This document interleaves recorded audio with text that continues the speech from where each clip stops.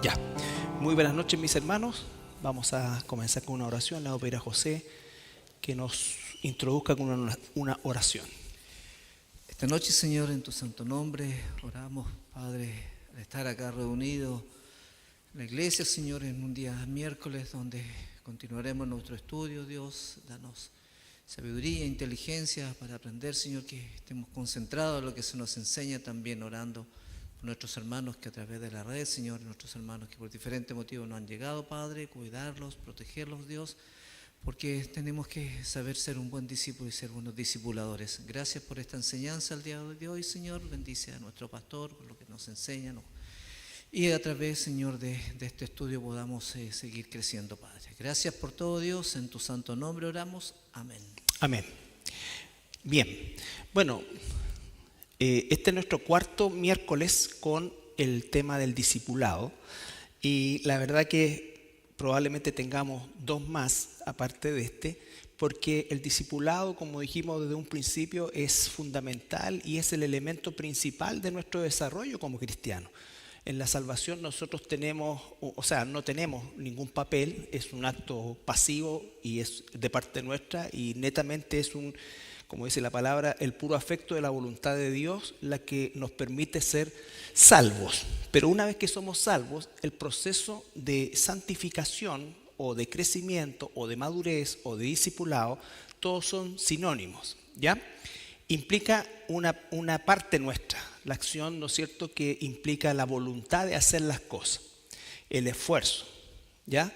Eso debe quedar siempre claro porque aunque la obra es del Espíritu Santo, por supuesto, nosotros debemos saber que ya tenemos un papel activo en todo lo que esto significa. Nosotros debemos trabajar en lo que es nuestro propio esfuerzo, nuestra disciplina y aspectos que son fundamentales que tienen que ver ya con el accionar, ¿no es cierto?, del proceso de la santificación. Bueno, vimos, ¿no es cierto?, lo último, esto me interesa.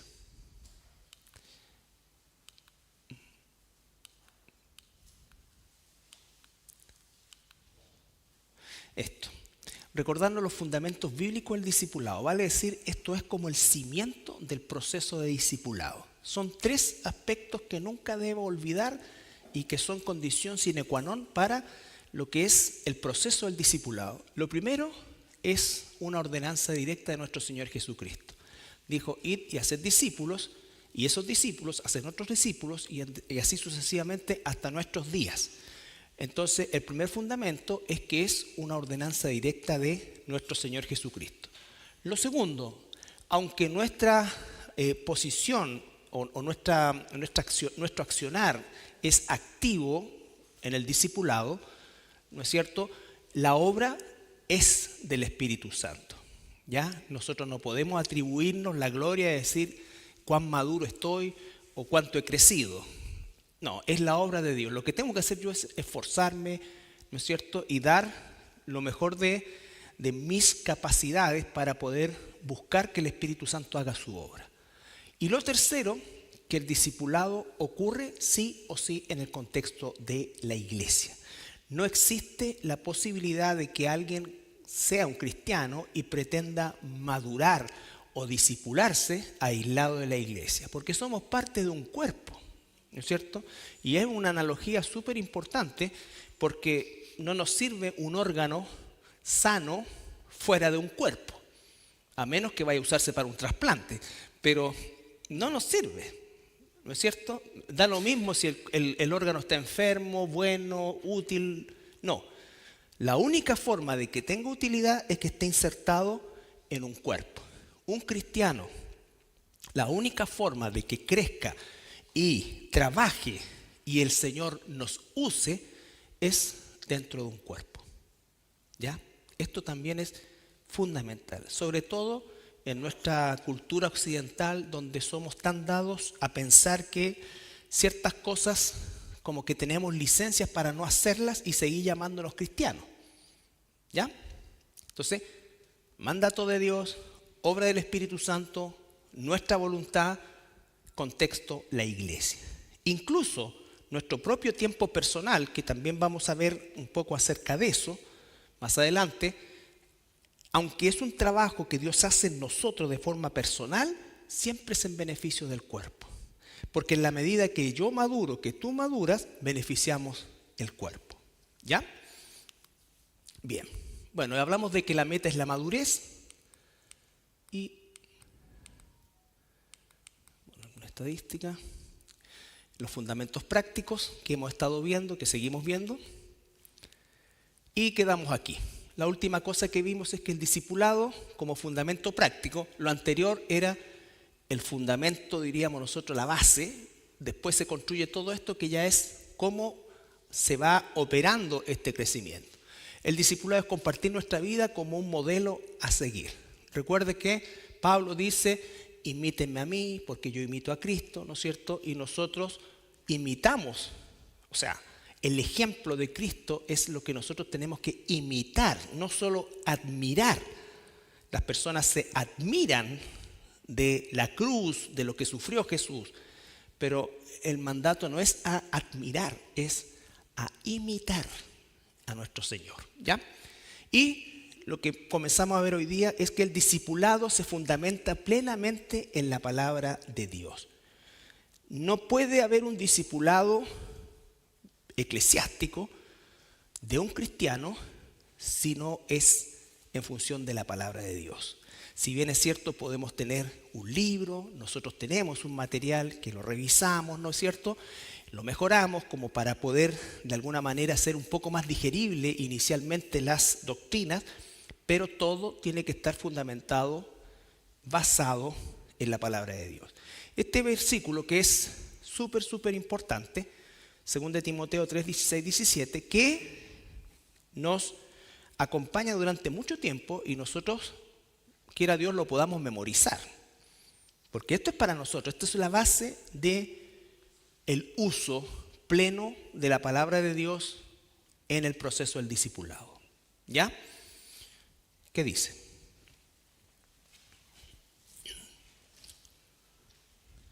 Toda la escritura es inspirada por Dios y útil para enseñar, para redarguir, para corregir, para instruir en justicia, a fin de que el hombre de Dios sea perfecto, enteramente preparado para toda buena obra. Ya, vamos a ir por parte.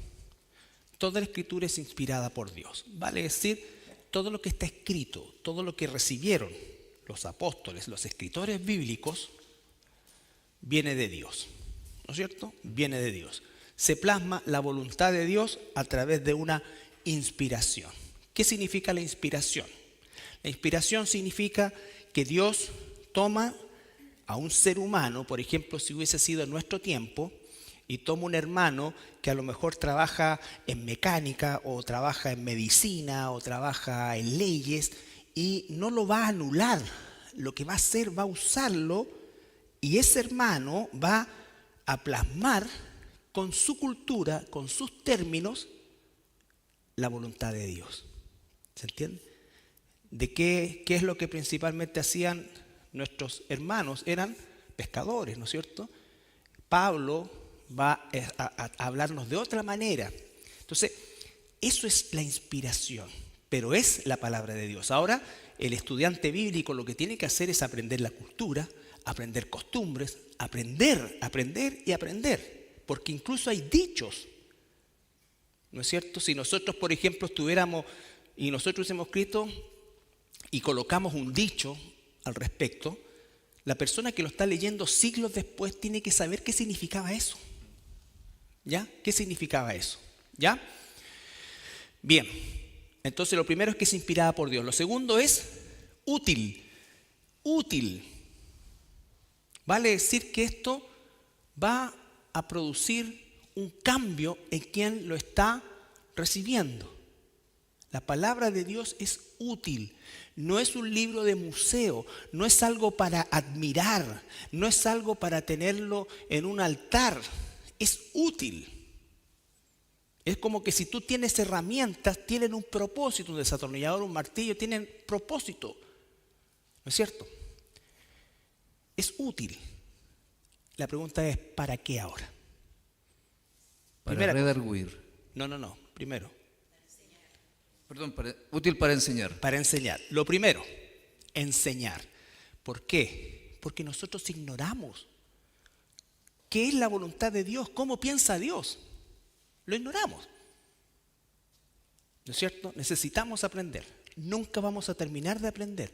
Cada vez vamos a conocer más profundamente el pensamiento de Dios. A veces nosotros decimos la voluntad de Dios, y está bien.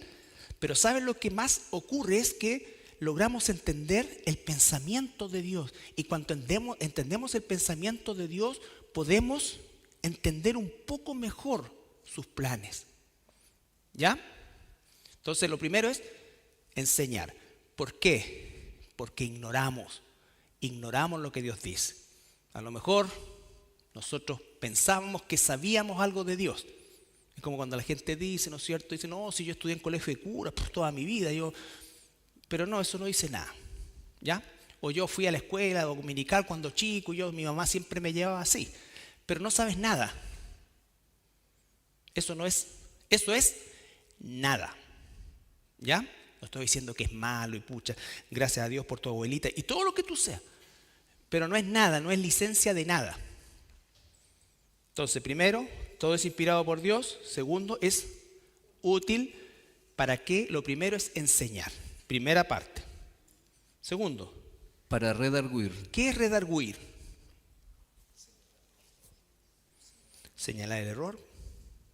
Hay un sinónimo, ¿cierto? ¿Qué es redarguir? Exhortar, escudriñar, ¿pero qué? Confrontar. Muy bien, confrontar. ¿Cómo es que nos confrontamos? Por ejemplo, cuando tú a lo mejor vienes de un trasfondo católico y pensabas que el bautismo de niño estaba bien y que ya era suficiente. Pero la palabra te redarguye de que no es así, de que tú tienes que ser una persona consciente, adulto, reconocer tu pecado, una serie de cosas que obviamente un bebé no puede hacer.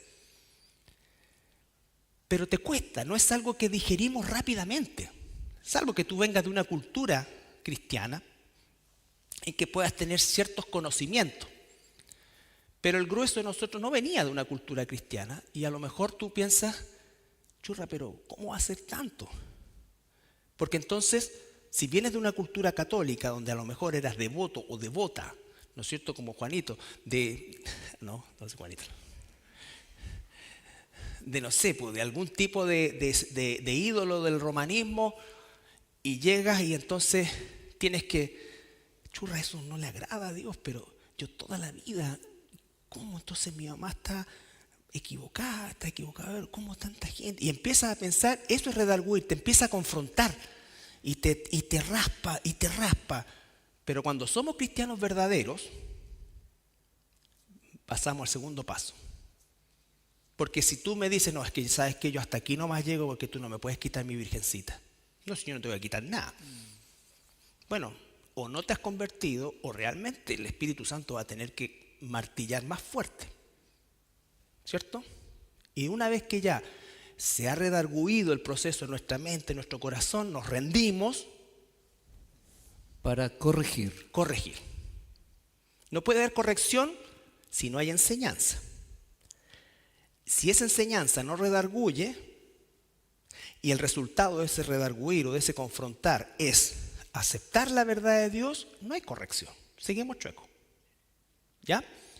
Y una vez que somos corregidos, ojo acá. Para instruir en justicia. Para instruir. Hay una diferencia entre ser enseñado y ser instruido. El que está instruido está preparado. En el ejército, cuando uno llega al regimiento, llega con el pelo así, ¿no? ¿Sí, no? A los 3 meses estáis así. 3 meses que te sacaron el civil y te transformaron en otra cosa. Estoy instruido, estoy preparado. Imagínate, me pasa un fusil así, tiene que haber todo un proceso antes de. ¿Se entiende? Y los cristianos, ese es el proceso que rechazamos. Porque Dios nos pule, nos saca lo carnal, la formación, lo deliberadamente equivocado que muchas veces estamos nosotros, lo deliberadamente también que nos resistimos. ¿Y para qué? ¿Y qué pasa? ¿Qué tanto? ¿Y qué pasa si no voy? ¿Qué tanto? ¿Qué tanto si no leo tanto? ¿Qué tanto si no oro? Igual yo amo al Señor. Esa rebeldía natural que tenemos. Bueno, el Señor la tiene que votar. Por eso es que todas las analogías paulinas, la gran mayoría de ellas son con o atletas o soldados. Porque son los dos, digamos, los dos ejemplos más disciplinados que podemos encontrar. El atleta, si quiere tener cierto éxito en su especialidad, se va a tener que abstener de muchas cosas, va a tener que prepararse mucho. El militar tiene que estar preparado, tiene que estar disciplinado. Y eso es parte de la madurez. Hay muchos cristianos que pueden estar enseñados, incluso ciertamente corregidos, pero rechazan la instrucción, porque la instrucción es el aporreo de Dios. Dios te tira punto y codo, todas las cosas. ¿Para qué? Para desarrollar carácter. Porque si no nos hacen así, cualquier cosa inmediatamente nos vamos al suelo. Nos vamos al suelo. Y no importa que sepamos, que hacemos, todo esto. Entonces todo eso, hermanos, es parte de la palabra de Dios que Dios usa en nosotros. Nos transforma. Cuando estamos instruidos, estamos capacitados para ser usados. Porque recién ahí viene, a fin de que el hombre de Dios sea perfecto, enteramente preparado para toda buena obra. perfecto. Hombre, varón y hembra, ¿no es cierto? ¿Para qué? El Hijo de Dios, el hombre de Dios, la mujer de Dios esté preparada recién para toda buena obra. No me voy a saltar de aquí a aquí. Hay un proceso. Por eso es que mucha gente empieza con mucho entusiasmo y al poco ¡pop! Pasa algo. ¡pop! ¿Por qué? Porque el inmaduro depende de su entorno esté bien, de la situación, de que cualquier cosa lo tira para abajo. Cualquier cosa lo tira para abajo. Imagínate tú en una guerra que yo no peleo más, me aburrí. Miró feo el enemigo, me voy. ¿No es cierto? No. Entonces, esta analogía que hace el apóstol Pablo es, por supuesto que es inspirada por Dios, pero claramente nos dice, toda la escritura es inspirada por Dios. Seguridad de que la Biblia es la palabra de Dios. Segunda cosa, es útil. ¿Para qué? Para enseñarme. La Biblia me enseña cómo piensa Dios. A veces nosotros equivocamos el proceso. Queremos buscar la voluntad de Dios sin entender la mente de Dios. No significa que a través de la Biblia vamos a entender la mente plena de Dios. Es imposible, Dios es infinito. Pero lo que está ahí es suficiente para entender la mente de Dios, para poder entender la voluntad de Dios. Porque si yo trato de entender la voluntad de Dios sin la mente de Cristo, como dice la Escritura, voy a fracasar. Voy a fracasar. Hay un proceso, hay un orden. ¿Ok? ¿Se entiende eso? Ok. Primera Tesalonicenses 1, 6, 8. Todo esto es un proceso. Y dice, sea perfecto. Recuerden que la palabra perfecto, cuando se aplica en esos conceptos, es maduro. Alguien que ha madurado. Perfecto cuando se aplica a nosotros, los hombres, los seres humanos, los cristianos, significa maduro. Jamás significa sin pecado. Primera Tesalonicenses 1, 6 al 8. Y vosotros vinisteis a ser imitadores de nosotros y del Señor, recibiendo la palabra en medio de gran tribulación, con gozo del Espíritu Santo, de tal manera que habéis sido ejemplos a todos los de Macedonia y de Acaya que han creído, porque partiendo de vosotros ha sido divulgada la palabra del Señor, no solo en Macedonia y Acaya, sino que también en todo lugar vuestra fe en Dios se ha extendido, de modo que nosotros no tenemos necesidad de hablar nada. Ya. Vamos por parte. 1 Tesalonicenses 1, 6 al 8, otra vez. Primera frase. ¿Y vosotros? Vinisteis a ser imitadores de nosotros y del Señor. Coma. Primera cosa, ¿se dan cuenta? Sigue el modelo. Pablo está discipulando a los hermanos de esta iglesia. Y le está diciendo, ustedes vinieron a ser imitadores. O sea que están avanzando porque están imitándonos a nosotros y al Señor. El apóstol Pablo dijo, ¿no es cierto? Imítenme a mí porque yo imito a Cristo. Ese es el modelo. Entonces, ¿cómo es que está desarrollándose esto? Recibiendo la palabra en medio de gran tribulación. Pausa. ¿Por qué podían recibir la palabra en medio de gran tribulación? Porque estaban imitando a Pablo. Pablo era un cristiano maduro o inmaduro. Maduro, ¿no es cierto? Maduro. Por lo tanto, esa forma de vivir de Pablo, de traspasar de Pablo, estaba influyendo en el crecimiento de los tesalonicenses y les permitió recibir la palabra y no rechazarla, a pesar de que eso les podía costar la vida. ¿Por qué? Con gozo del Espíritu Santo. Con gozo. En medio de tribulación, con gozo. Eso es lo que tiene que producir el discipulado. Eso es lo que debemos nosotros crecer. En eso debemos crecer todos nosotros y nos necesitamos unos a otros. Todos cometemos pecados, todos nos equivocamos en la casa, nos equivocamos en el trabajo, nos equivocamos en todas partes. Hay consecuencias de eso muchas veces, pero eso no debe impedir que yo siga avanzando. No debe impedir que yo siga avanzando.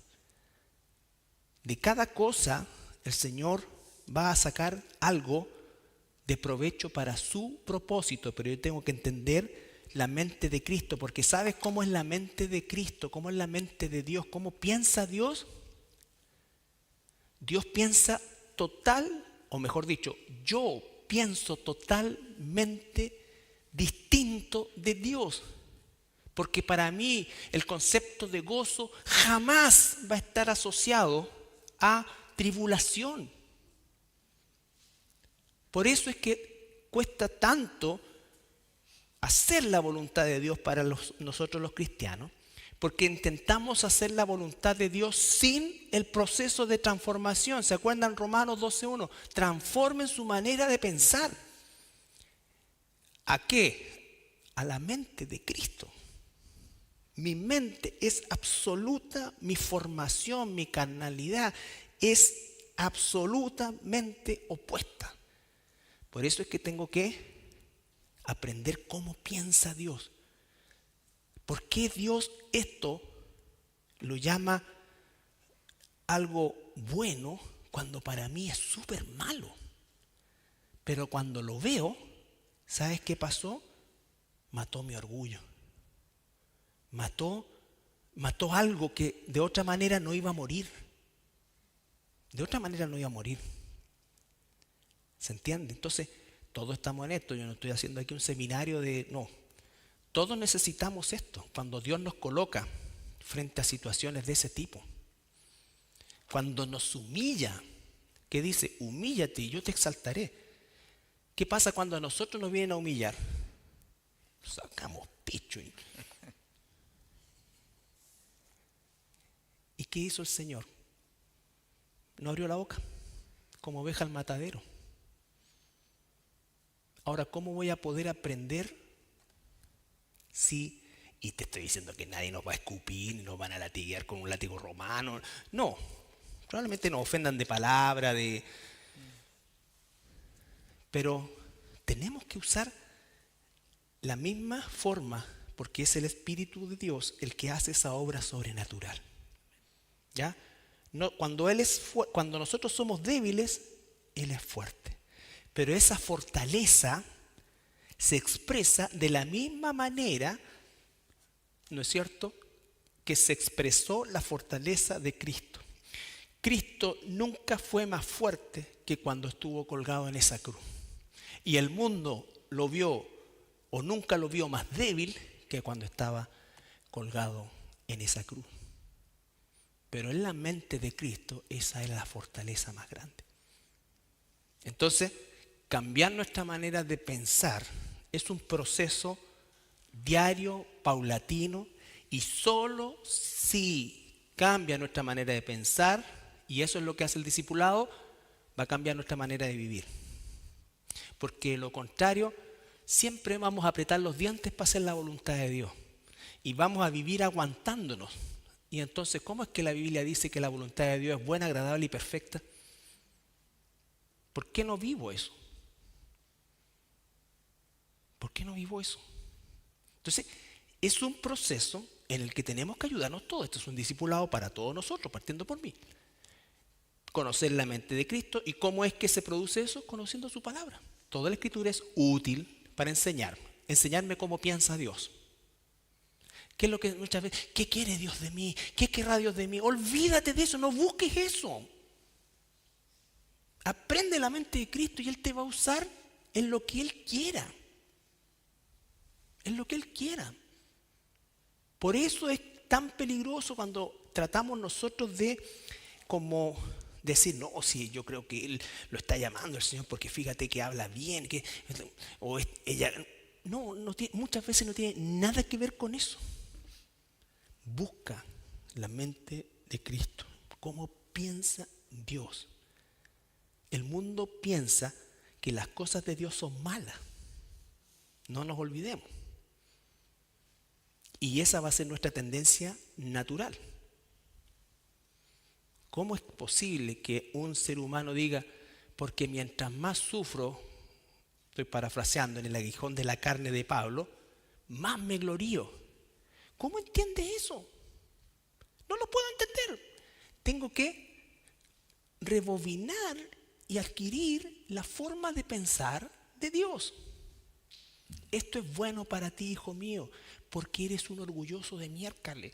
Y la única manera en que yo te voy a mantener a raya es con este aguijón, para que nunca te olvides. Gracias, Señor. Gracias, Señor. Entonces, ese es el discipulado. Muy entretenido, ustedes saben. Colosenses 1, 9, 10.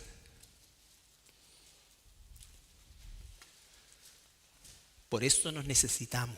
Por eso necesitamos estar acá, compartir, ayudarnos, seguir trabajando en esto durante la semana. Tomar estos versículos, profundizar lo que no podemos profundizar acá. Colosenses 1, 9 y 10. Por lo cual también nosotros, desde el día que lo oímos, no cesamos de orar por vosotros y de pedir que seáis llenos del conocimiento de su voluntad en toda sabiduría e inteligencia espiritual, para que andéis como es digno del Señor, agradándole en todo, llevando fruto en toda buena obra y creciendo en el conocimiento de Dios. Ya, otra vez. Por lo cual también nosotros... Pausa. Por lo cual también nosotros. Pablo no está solo, ¿no es cierto? Ahora está hablando a otra iglesia, a los colosenses, ¿no es cierto? Recién era tesalonicense, a los tesalonicenses, está en Colosa. Y él le dice, por lo cual también nosotros. Desde el día que lo oímos. ¿Qué oyeron? No cesamos de orar por vosotros. Y de pedir que seáis llenos del conocimiento de su voluntad en toda sabiduría e inteligencia espiritual. Entonces Pablo está gozoso porque los hermanos en Colosa, ¿no es cierto?, están creciendo. ¿Y él qué es lo que ora? Para que crezcan más. ¿En qué? En el conocimiento de su voluntad, en toda sabiduría e inteligencia espiritual, no humana, espiritual. Y eso significa conocer la mente de Dios. ¿Cómo piensa Dios? No cómo pienso yo, cómo piensa Dios. No nos olvidemos, mi forma de pensar es diametralmente opuesta a la forma de pensar de Dios. Isaías dice, mis caminos no son vuestros caminos. Como está separado la tierra del cielo, así es la separación que existe en lo cómo piensa Dios y cómo pienso yo. La única manera que se una es que yo lo busque a Él. Y para eso Él me salvó y me ha dado el Espíritu Santo, para conocerlo a Él. ¿Ya? Para que andéis. Momento. Una vez que conocemos la voluntad, sabiduría, inteligencia espiritual, Para que andéis como es digno del Señor. para que ande, o sea, para que vivamos en nuestro diario vivir. Si no hay un cambio de mentalidad, ¿no es cierto?, que va a venir con la madurez, yo voy a andar en el mundo donde Dios te ha puesto en una especie de mixtura difícil, complicada y peligrosa, porque voy a estar con cara de arcángel Gabriel. Ahí está Gabriel. Hasta que me provoquen, hasta que me pisen un callo, hasta que algo pase. Y ahí me mudo inmediatamente la cara de arcángel Gabriel a Lucifer. Entonces, para que no ocurra eso, por eso dice sabiduría, inteligencia espiritual, para que no ocurra eso, entonces, y andar digno como es el Señor, yo tengo que conocer la mente de Cristo y tengo que anticipar. Aquí está ocurriendo algo espiritual. Esta persona, yo no tengo lucha contra esta persona. Todo eso tiene que ocurrir en fracciones de segundo.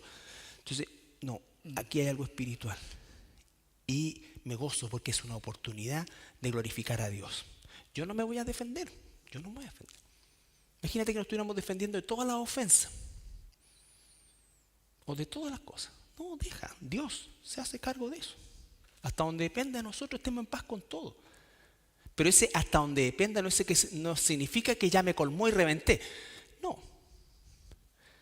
No es eso. Entonces, para que andéis como es digno del Señor, agradándole en todo, a Él, llevando fruto en toda buena obra y creciendo en el conocimiento de Dios. Ahí está. ¿Se dan cuenta? Conocer. ¿A quién? A Dios. ¿Cómo piensa Él? Esa es la forma en que hay que leer la Escritura, buscando el pensamiento de Dios. ¿Cómo piensa Dios? ¿Ya?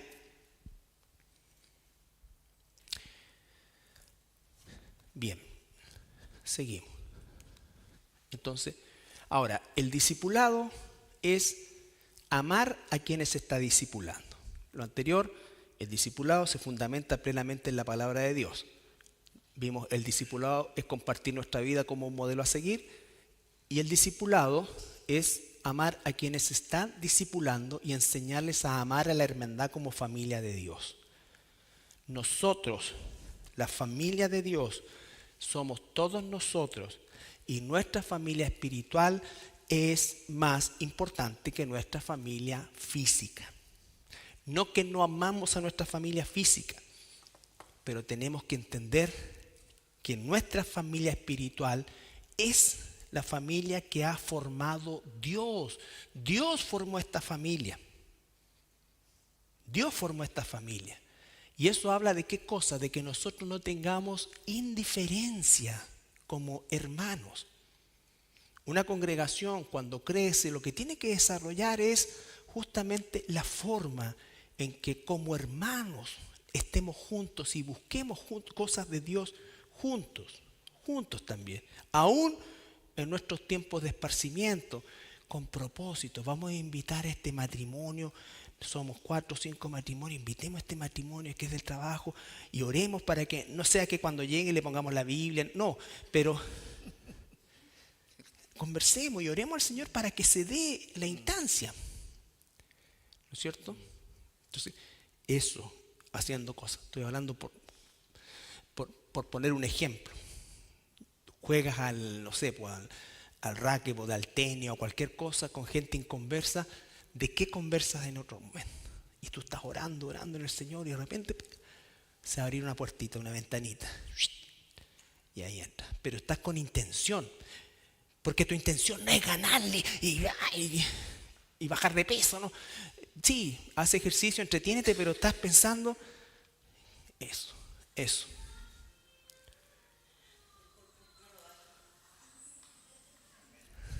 Amén. Juan 15, amarnos. Juan 15, 9. 15, 9 y 17. Como el Padre me ha amado, así también yo os he amado. Pausa. Fíjense la mente de Dios. ¿Cómo es que define Él el amor? Por eso 1 Corintios 13 es una imagen de Cristo.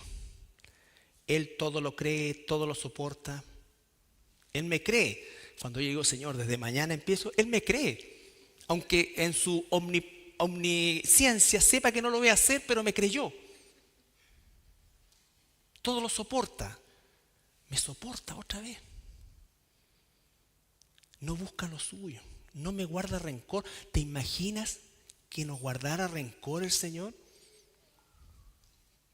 Entonces, 1 Corintios 13 es Cristo. Es una radiografía de Cristo. Porque Él es amor. 17. Esto os mando, que os améis unos a otros. Que os améis unos a otros. Como el Padre me ha amado, así también yo los amo. Ahora les doy este mandato. Ámense ustedes de esa manera. El amor de Dios es a pesar de y no porque. Te amo porque llenas mi vida. Te amo porque me complementa. Te necesito. No, te amo a pesar que no te necesito. Y en toda familia, porque la familia de Dios es una familia, la iglesia es una familia. Y en toda iglesia y en toda familia, los que tenemos familias de más de 4 o 5, ¿no es cierto? Siempre está el hermano vago, ¿no es cierto? El hermano pesado, el mayor. Siempre, pues, no somos todos iguales. Todos iguales no somos, pero somos una familia. Entonces no se trata de subvencionar el pecado, pero saber que hay una pluralidad de personalidades, de un montón de cosas. Pero somos una familia, estamos unidos en Cristo y tenemos que aprender a amarnos como Cristo nos ama. Yo siempre me fijo en esa expresión de Jesús que dice, ¿hasta cuándo voy a tener que aguantarlo? Y Él nunca pecó. Nunca pecó. Pero dice, ¿hasta cuándo voy a tener que soportarlo? En su humanidad ya estaba hasta aquí. Entonces, como Él, el Padre lo ama a Él, así nos ama a Él a nosotros, y ahora nos dice, entre ustedes, ámense así. ¿Ya? Romanos 13:8.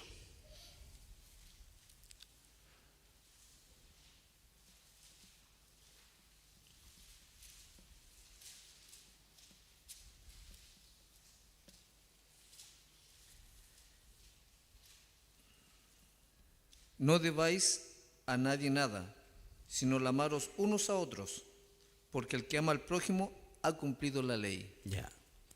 No debáis a nadie nada, sino Él ama. O sea, siempre tengo una deuda de amor. Nunca es suficiente el amor. Nunca digo, ya terminé de amarte. O como en el mundo se dice, se me acabó el amor. Eso no es amor, eso es deseo. El amor no se acaba. El amor de Dios no se acaba. Ya no te amo. Eso es deseo. El amor es otra cosa. Entonces cuando nosotros pensamos, y sobre todo en Occidente, pensamos en amor, pensamos en deseo. En deseo.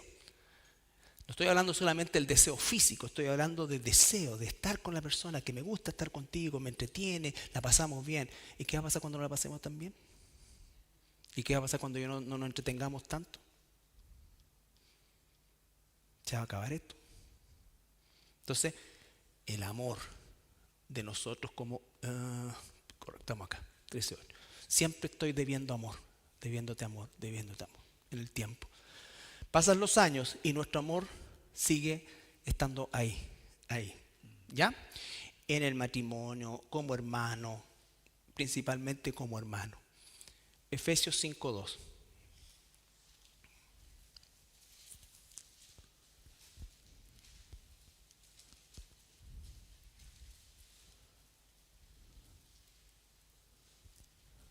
Y andad en amor, como también Cristo nos amó, y se entregó a sí mismo por nosotros, ofrenda y sacrificio a Dios en olor fragante. Usa la misma palabra andad.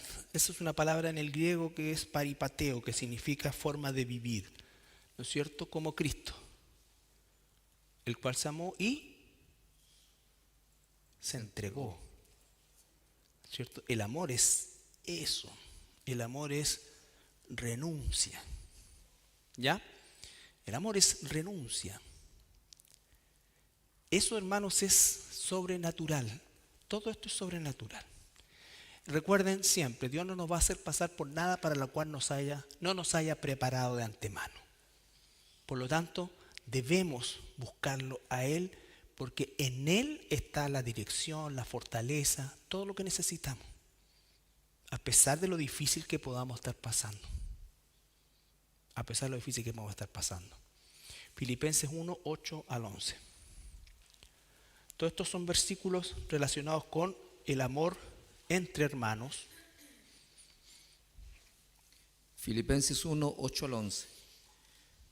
Porque Dios me es testigo de cómo os amo a todos vosotros con el entrañable amor de Jesucristo. Y esto pido en oración, que vuestro amor abunde aún más y más en ciencia y en todo conocimiento, para que aprobéis lo mejor, a fin de que seáis sinceros e irreprensibles para el día de Cristo, llenos de frutos de justicia, que son por medio de Jesucristo, para gloria y alabanza de Dios. Ya. Entonces es un pasaje precioso, pero que parte diciendo, porque Dios me es testigo de cómo os amo a vosotros. pausa. Cuando nosotros pensamos en el apóstol Pablo, ¿se nos viene a la mente una persona muy cariñosa? No, ¿no es cierto? No lo era. En la medida que nosotros entendemos cariñoso. Probablemente era un hombre, pero por ejemplo, si pensamos en Bernabé, hijo de consolación, sí, ¿no es cierto? Pero Pablo amaba a sus hermanos. Entonces no veamos muchas veces el temperamento de alguien que a lo mejor parece un poco más duro y eso. ¿Por qué? Porque nosotros lo que queremos permanentemente es que nos acojan. Entonces, perdón, quiero que me acojan. Entonces, claro, eso es lo que buscamos todos. Pero el amor de Dios no es así. Sí, a veces nos abraza, todo, pero generalmente nos está chicoteando. ¿Pero por qué creen que nos está chicoteando? Porque somos pecadores. Al que ama, disciplina.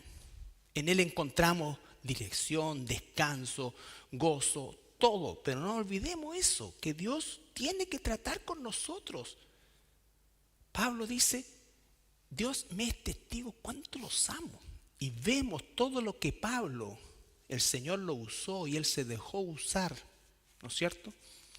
Y si nosotros vemos el Pablo de Hechos, capítulo 8, ¿no es cierto?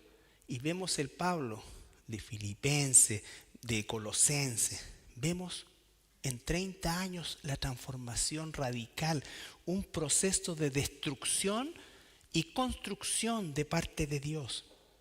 Pero su temperamento seguía siendo el mismo. Pero con el corazón y la mente de Dios. ¿Ya? Con el corazón y la mente de Dios. Eso debe ocurrir en nosotros, en el proceso del tiempo. No esperemos que el que habla poco hable mucho, el que a lo mejor no es tan meloso sea meloso. Se usa meloso, ¿no? No, ya no. ¿Cómo se dice ahora?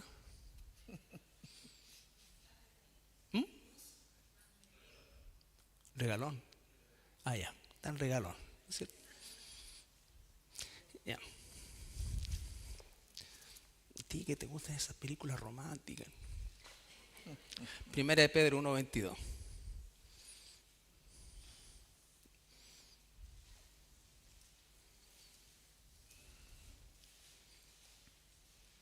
Oye, uno debe resultar como un ogro, ¿eh? La gente debe creer que yo soy casi como un...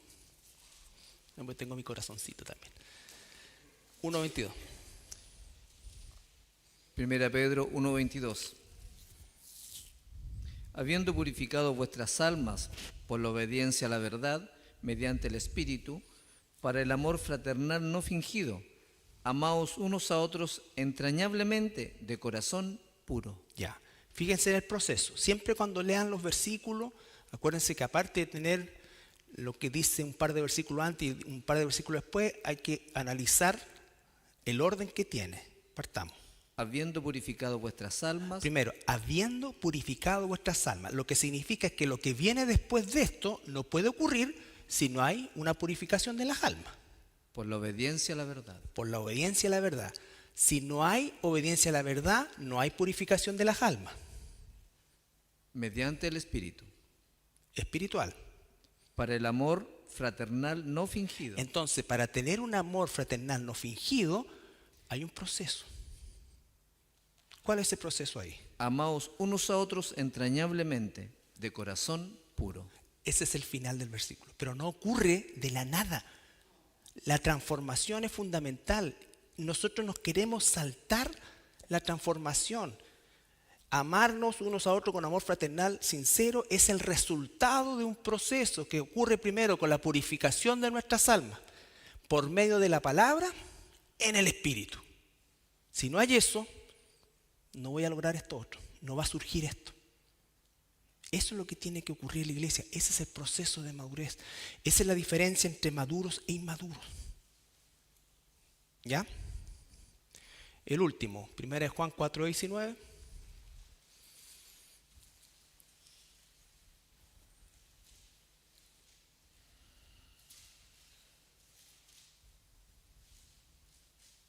Primera de Juan.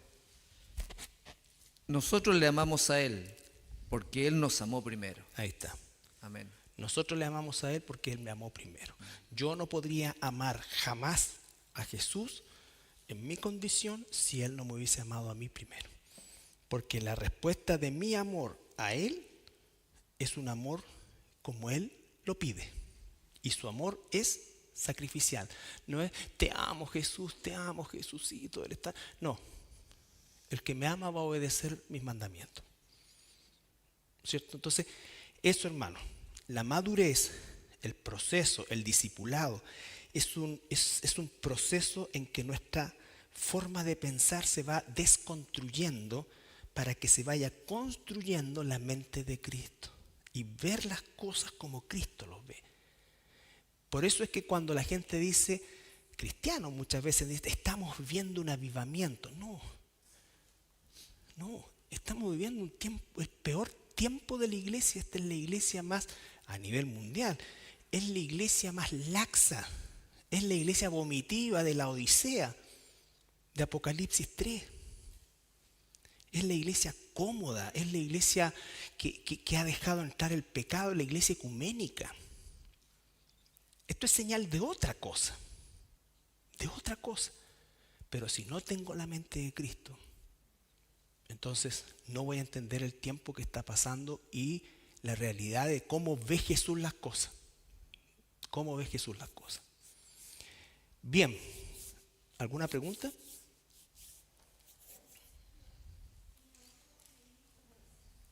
¿Ah?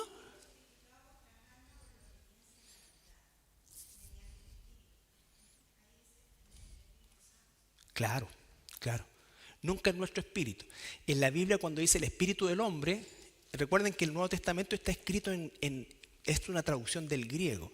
Y el griego separaba alma, mente, cuerpo, ¿no es cierto?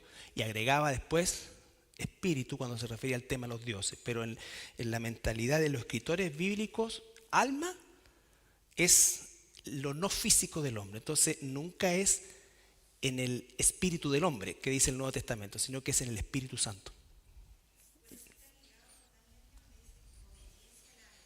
Exacto. Espíritu.